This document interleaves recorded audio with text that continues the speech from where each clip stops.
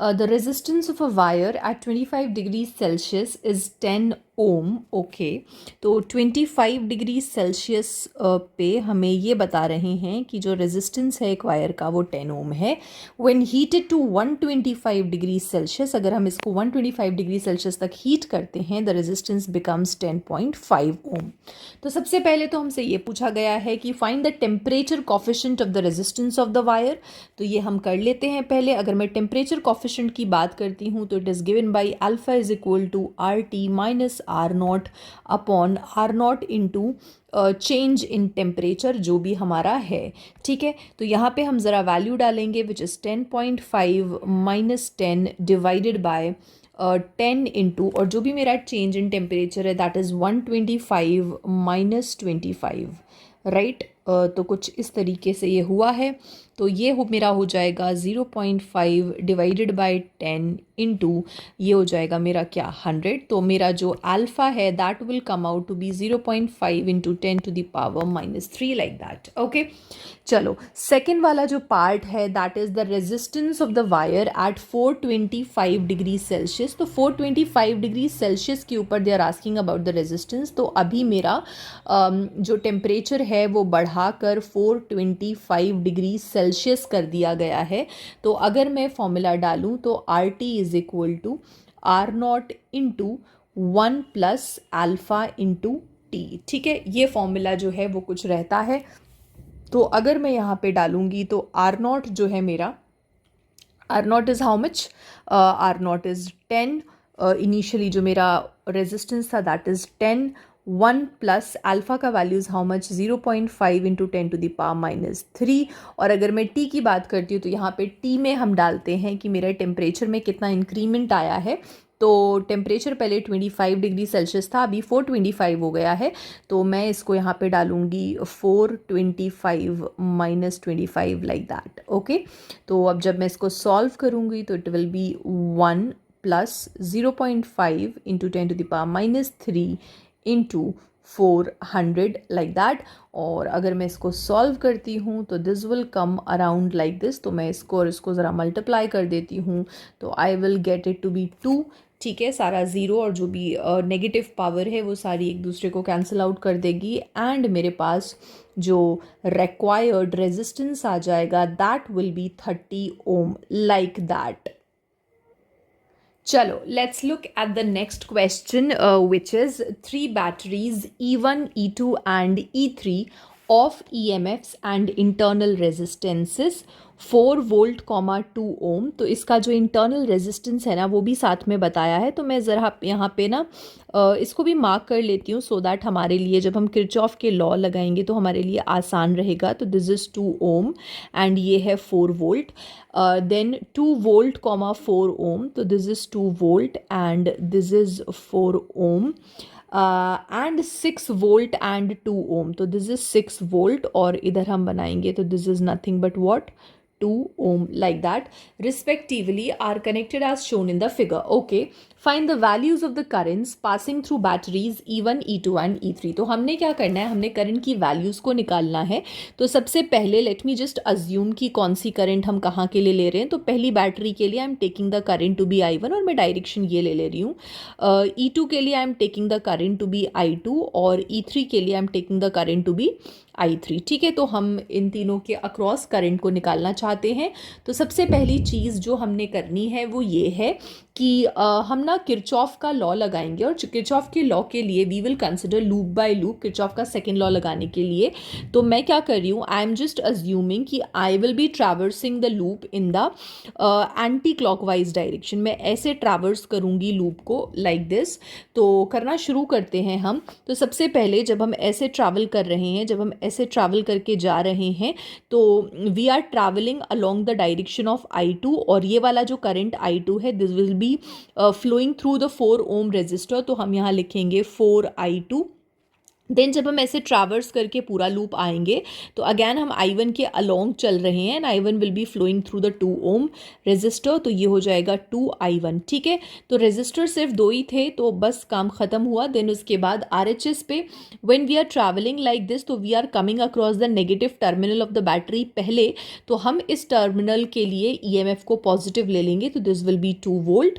फिर उसके बाद अगैन हम ट्रैवल करके जाएंगे तो we are coming across the negative terminal पहले, then again it will be how much +4 like that। कुछ इस तरह से ये सिचुएशन जो है वो हो जाएगी। सही है? ओके अच्छा, अब इसके बाद हम क्या करेंगे, इसको हम ज़रा सॉल्व करते हैं and this will be 4I2 + 2I1 is equal to how much 6 like that. ठीक है ओके अच्छा, उसके बाद let's give it some equation number which is equation number 1। उसके बाद जब मैं सेकेंड लूप की बात करती हूँ, if I talk about the second loop, तो सेकेंड लूप में भी ना आई एम जस्ट कंसिडरिंग कि I am travelling in the anti clockwise direction, इसी डायरेक्शन में मैं ट्रैवल कर रही हूँ। तो जब मैं एंटी क्लॉकवाइज डायरेक्शन में सेकेंड लूप में ट्रैवल करती हूँ तो मैं देखती हूँ कि मैं I3 के ऑपोजिट डायरेक्शन में जा रही हूँ और it is flowing through 2 ohm resistor, तो this is -2I3 like this. Then उसके बाद ऐसे गई मैं एंड देन उसके बाद जब मैं आती हूँ तो अगैन मैं I2 के ऑपोजिट डायरेक्शन में ट्रैवल कर रही हूँ, ऐसे जाके ऐसे ट्रैवल कर रही हूँ मैं, तो I2 के ऑपोजिट डायरेक्शन में है which is -4I2 like this. ठीक है ओके उसके बाद when I am going like this in the anti clockwise direction तो I am coming across the positive terminal of the battery पहले, तो दिस विल बी -6। फिर उसके बाद ऐसे जब मैं जाऊंगी तो अगैन मुझे पॉजिटिव टर्मिनल पहले मिल रहा है, तो it will B -2 like that okay. फिर जब मैं इसको सॉल्व करती हूँ तो this is -2I3 -4I2 and this is nothing but what -8। ठीक है, तो यहाँ पे नेगेटिव नेगेटिव है, मैं इसको पॉजिटिव पॉजिटिव बना सकती हूँ आसानी से, तो मैं सारा कुछ जो है सारा नेगेटिव मैं कैंसिल आउट करूँगी, तो this will become like this. और इसको थोड़ा सा और बेहतर करने के लिए आप इसको 2 से भी कम्प्लीटली डिवाइड कर सकते हो, तो मैं वो भी कर देती हूँ ज़रा। तो दिस इज़ I3 + 2I2 और ये 2 से कम्प्लीटली डिवाइड हो रहा है, तो दिस इज़ 4। तो let's give it equation number 2। In fact equation number 1 में भी हम ये काम कर ही लेते हैं, यहाँ पे भी 2 से थ्रू आउट डिवाइड हो रही हैं चीज़ें। तो this is 2I2 + I1 and this is nothing but what 3। This is my equation number 1, तो इसको इक्वेशन नंबर 1 में इसको दे देती हूँ। ठीक है ओके अब मेरे को सॉल्व करना है, तो उसके लिए मुझे लगाना पड़ेगा किरचॉफ्स का फर्स्ट लॉ एज वेल। तो किरचॉफ्स का जो पहला रूल है दैट इज़ जंक्शन रूल, और उसके लिए I'm just taking this junction. If you see this junction तो यहाँ पे I1 and I3 are coming towards the junction and I2 is going away from the junction. तो मैं यहाँ पे लिख सकती हूँ सिंपली क्या कि I1 + I3 will be equal to how much I2।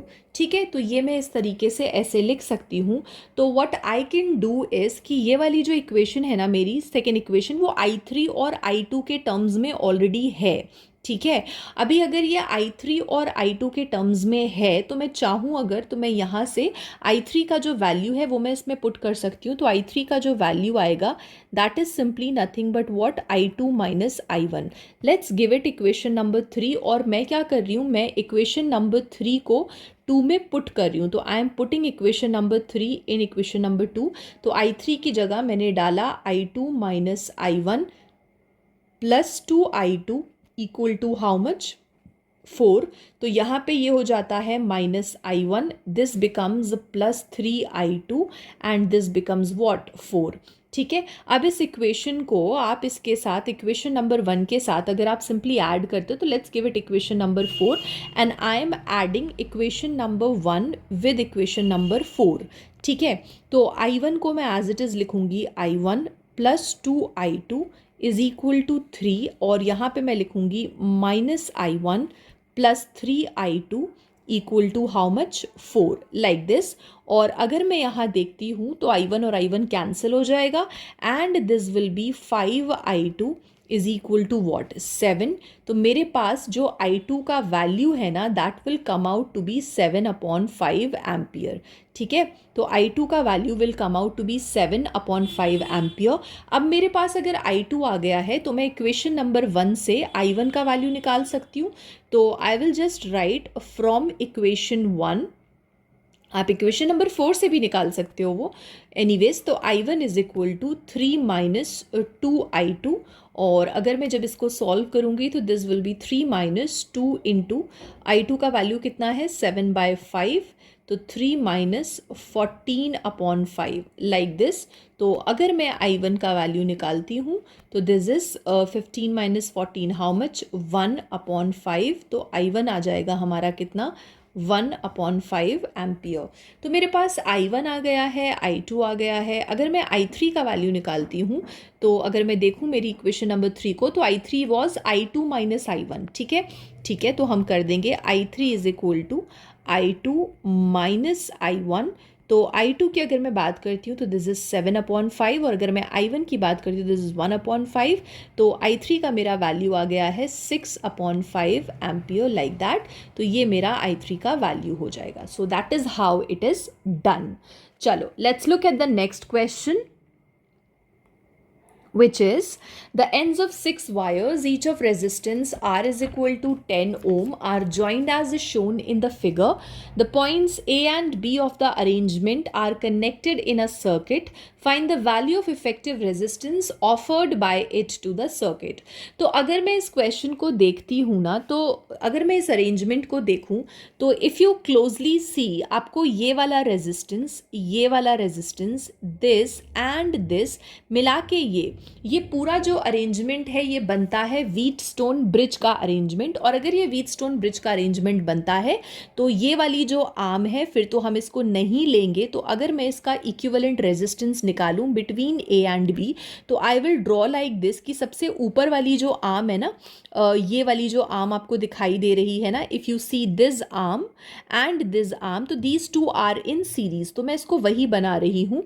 तो ये मैंने कुछ इस तरह से इसको ऐसे सीरीज में बना दिया, this is R and this is R. ठीक है, उसके बाद अगैन ये वाली ब्रांच और ये वाली branch, these two are in series again.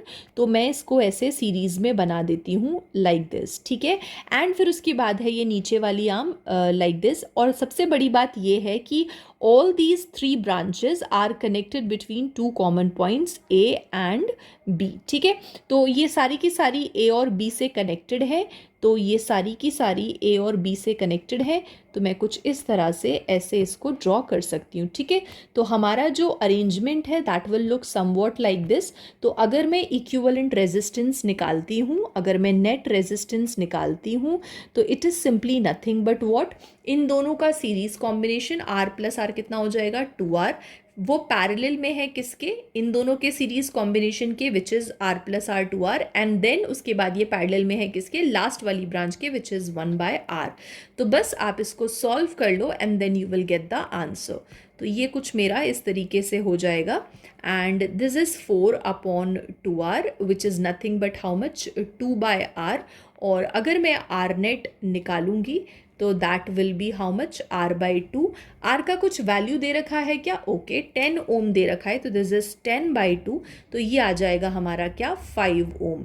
तो 5 ohm will be the value of net resistance for this circuit. ठीक है, ओके। उसके बाद एक और क्वेश्चन है हमारा करंट इलेक्ट्रिसिटी से इस पेपर में। इनफैक्ट इसके साथ ऑप्शन में हम देख सकते हैं कि एक चैप्टर 1 का भी क्वेश्चन है। तो ये जो क्वेश्चन है ये हम नेक्स्ट वीडियो में सॉल्व करेंगे। Thank you so much for watching. अगर आपको इसमें कोई भी डाउट है तो प्लीज़ लेट मी नो।